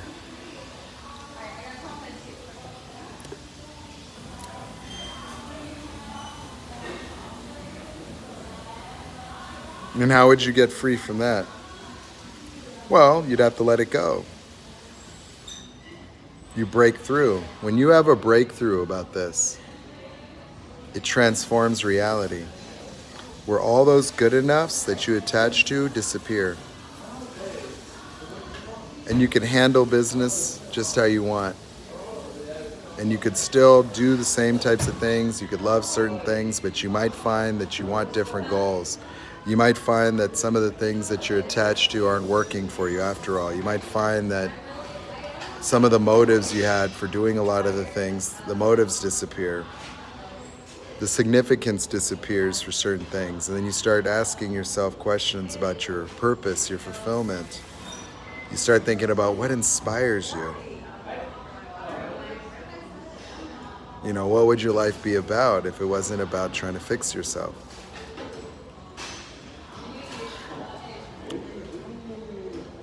And that's the question. The exercise that I would give you as a taste, just a taste, because I do these and we could break down a whole vicious circle, that your current emotional experiences would be word for word carbon copies of the original moments. That we could capture those original moments after a basic conversation where I start jotting down. And as you become more perceptive of your feelings and start to escape the analysis of your mind, then you could become present to your memories again without analyzing them. And then you're able to go back through time with me on a little journey in a conversation, and then find ourselves right there in the moments, right there in the moment of childhood, where you said to yourself, I'm not good enough, for the very first time. And then you get to see that the profound conflation between reality of what happened and the reality of what you made that mean. And that you've been living your life in the meaning of life. You've been living your life in the interpretation. You've been living your life impacted by non-reality, impacted by the words that you said as a child. And that for the first time in your life, you can experience freedom from that. And for me, it's the most beautiful thing to experience with people, is to talk to someone on the phone, and within an hour or whatever, they don't know how to describe their feelings. They're restored. That they just reached a higher level of self-awareness outside the boundaries. Their mind becomes free and peaceful. And these things that are weighing on them are so significant, the narcissist this and the that and that. And then they go, wow. Wow. Wow. Wow. I can't describe this. You know, I don't know, Nate. I don't know what to say about this feeling. It's just quiet. I just feel like I'm here. I don't know what it is. It's like there's nothing going on in my head, that the noise is gone. I feel some sadness. I feel some things. It's like, well, yeah, those are the emotions that have been stuck underneath. You got to let them out and just feel them. And then it's beautiful. And then I just say, follow up with me. Tell me about how life is going. And they do. They give me little reports, text messages. They tell me, wow, you know, I had this thing happen, you know. It's the first time in my life it's been like this. I went to work. I used to be terrified of customers calling me. Now I'm inspired. Now when they're upset, I don't get upset. I listen to them with compassion, and I can just deal with things, and it's easy. That these things that used to bother me now inspire me. That I see my freedom everywhere I go. That the situations that used to make me feel like a bad person or feel broken, you know, I feel like myself, and it's easy. And I don't worry. I don't find myself worrying. And it's like, well, yeah, that's normal. This is the way you're supposed to be. You think that it's normal for people to live lives as in vicious circles of patterns of not good enough? It's normal in this world that we live in now. This is not normal. There's no other species on Earth that does that. That you couldn't do this in nature. You couldn't sit there ruminating in nature about a failure. You know, you trying to hunt and now you couldn't do it, or sitting there crying over, you know, some other cave person and just, you know, thinking that you're not good enough for them. Like, these types of thoughts and things in your mind are not natural. They're normal today, but we live in a world that is built around, you know, the proliferation of these notions, because it keeps people working and it keeps people trying to fix themselves. It keeps people spending money. It keeps people disconnected. It keeps people useful for other people. It keeps people working to make other people rich. It enslaves people to perpetual trying to fix themselves endlessly.